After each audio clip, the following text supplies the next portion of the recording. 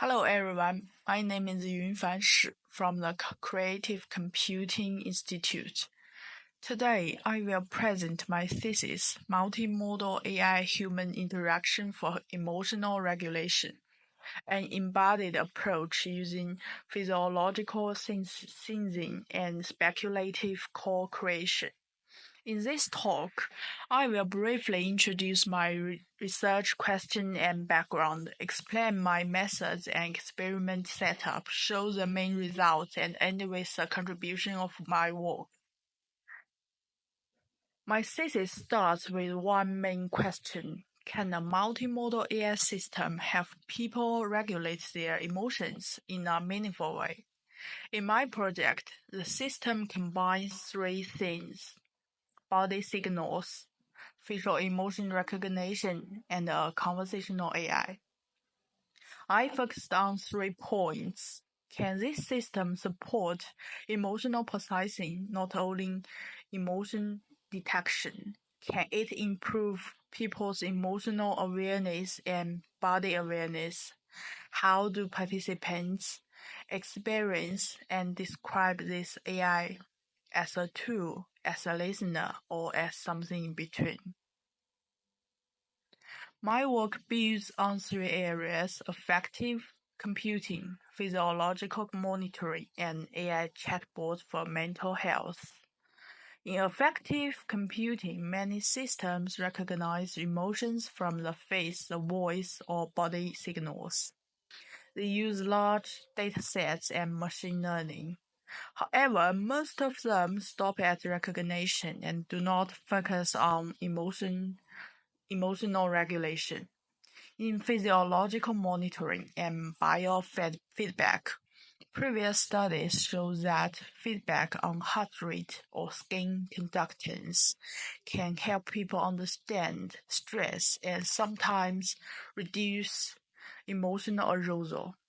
This suggests that body data can be useful in emotional support in AI chatbots and large language models. Some studies show that they can reduce distress and make people feel heard. At the same time, there are strong concerns about safety, ethics, and possible harm, especially for vulnerable users.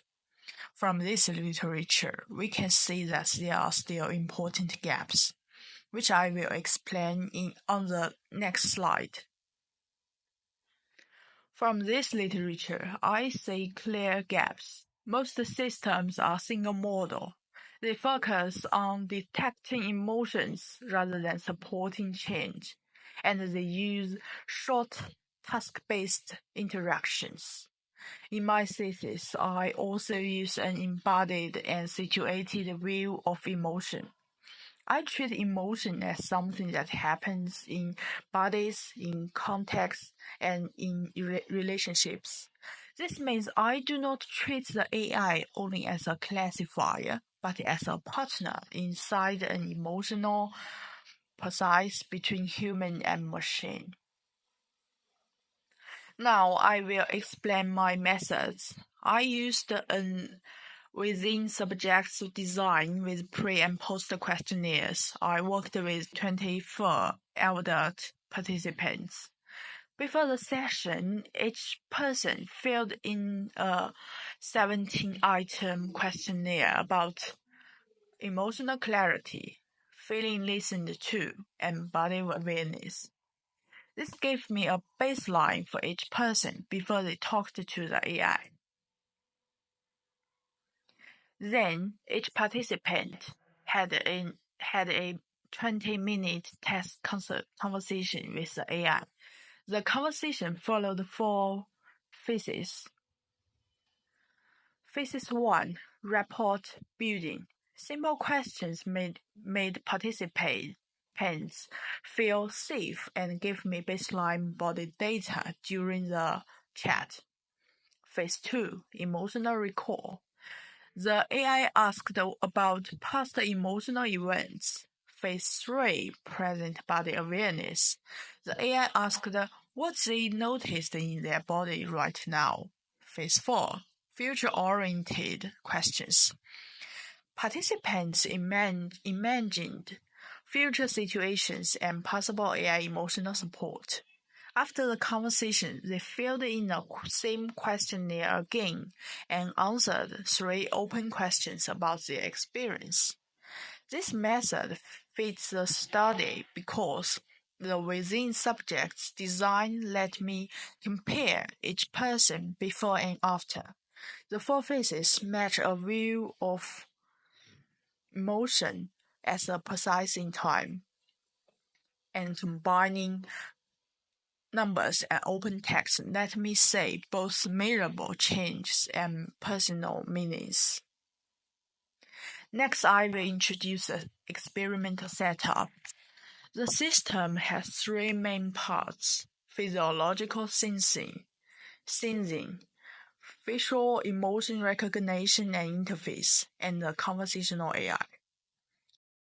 For body signals, I used Arduino-based sensors, GSR sensors on the fingers for skin conductance, and a heart rate sensor for beats per minute. Data were sent to the computer regularly, time-stamped and stored in JSON format.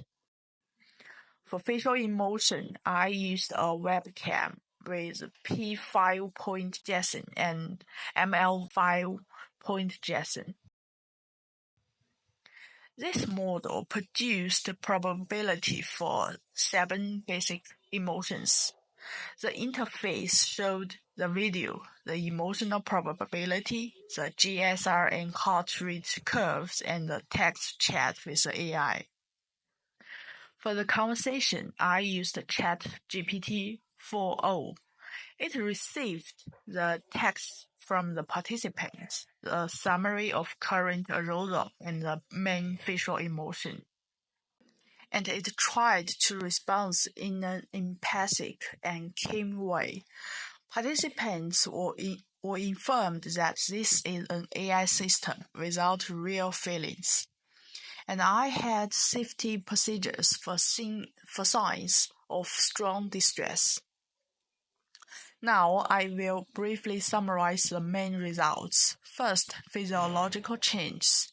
At the beginning of the sessions, many participants showed higher skin conductance and heart rate. Over time, most of them moved towards more stable levels, especially after deeper emotional questions. This suggests that the interaction touched real emotions and often led to a more regulated state. Second, questionnaire results. After the conversation, participants reported higher emotional clarity, stronger feelings of being listened to and understood, and higher body awareness. These changes showed that the system supported both emotional reflection and attention to the body. Third, quantitative findings. From the open answers, participants often describe the AI as a mirror-like listener, a form of emotional support and structure, and safe and always available.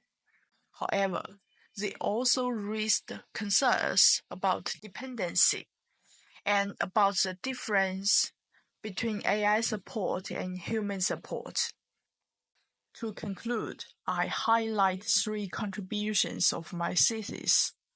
First, it gave empirical evidence that a multimodal AI system can support emotional regulation through changes in physiology, self-reports, and people's own descriptions. Second, it shows that AI can go beyond recognition and drawing a relational emotional process, helping users move from numb or distressed status towards more balanced and engaged status. Third, it offers a simple but useful framework for thinking about AI in emotional support from an embodied and situated perspective. And it points to important ethical questions about dependency, authenticity, and long-term impact. Overall, this thesis gives an early but concrete example of how we might design AI systems that are technically advanced but still respect the human body and relationships in emotional life. Thank you for listening.